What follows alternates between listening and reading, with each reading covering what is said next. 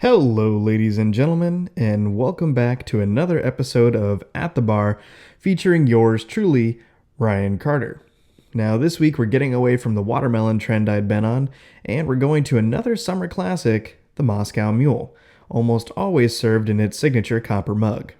Now, like a lot of the drinks we do on this show, it does have a contested past. However, this one has a pretty interesting story. And it comes from two gentlemen who made bad business investments that ended up working out for them. The first of those two was John G. Martin, who was an executive at the Hueblein Drink Company. Now, in the late 1930s, he bought the rights to Smirnoff vodka for Hueblein. Now, in the 1930s, vodka hadn't quite made a huge trend in the United States yet, and most people weren't that interested in drinking it, and it was an even bigger factor that a Russian manufacturer had made this vodka. So people weren't too interested in drinking Smirnoff in the 30s. Now, Martin's friend, Jack Morgan, owned the British pub Cock and Bull in Los Angeles. He had purchased a large quantity of ginger beer and was having a hard time selling that as well. So the two of them supposedly got together and decided to try to combine the vodka with the ginger beer to try to sell it simultaneously. And Morgan, his girlfriend, supposedly owned a copper manufacturing plant, so it was cheap for them to get a new innovative mug to sell the drink in. Now, in 1947, we're going to skip almost an entire decade here. In 1947, Edwin H. Land invented the Polaroid Land camera.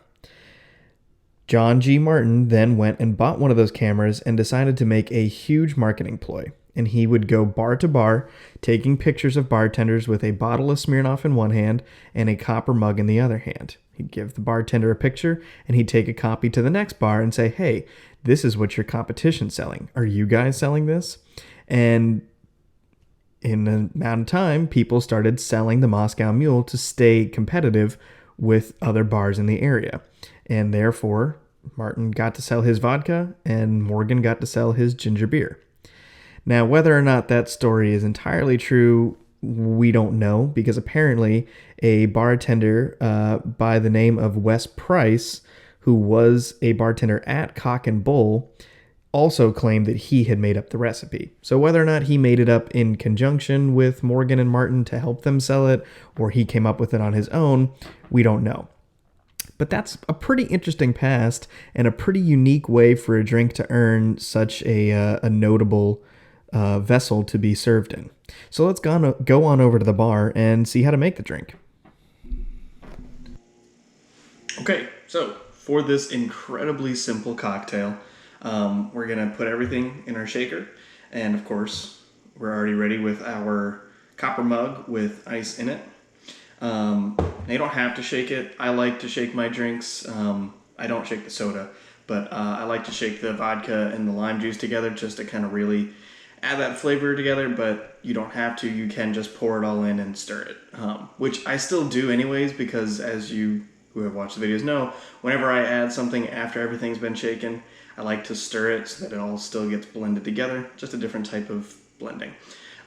So for today, we're just going to keep the measurements simple. We're going to do 2 ounces of vodka and keeping it like John G. Martin, sticking with Smirnoff. So 2 ounces of vodka, a half ounce of lime juice. Oh gosh, these are always so interesting to pour because the pressure behind them kind of dribbles out, and then you try to squeeze it harder, it squirts all over the place, and it's just a mess.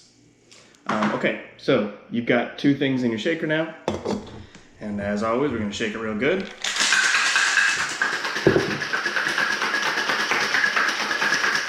And then you're just going to strain that into your copper mug.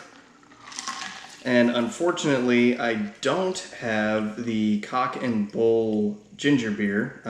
Frankly, I didn't look for it, but it's kind of hard to find ginger beer, actually. There was only 2 options at my my local Giant, so I went with Gosling's. I like Gosling's; it's a good brand. So essentially, after you pour your shaken vodka and lime juice in there, you just want to top the glass off with ginger beer. And And it's depending on the size of your glass, could be 2 ounces, could be 4, 6 ounces. Doesn't really matter how much you put in there. You're going to get a good flavor either way. And then we'll go ahead and give her a little stir. And a lot of times you'll find that a bar will put a lime wedge in there for you. You can garnish with that. I don't usually do that, but gives it a little bit more of an extra flavor. Let's go ahead and see how John Martin's discovery was. Oh yeah, that's great. So I don't really like ginger beer. It tends to be kind of spicier and punchy. But when you put it blended in there with the vodka and the lime juice, it takes some of that edge off, which makes it a much more pleasant flavor. It's very, very light, very refreshing. You get a lot of the lime flavor shines through, and it pairs very well with the ginger. So yeah, another great summer beverage. Hope you guys enjoyed. Cheers.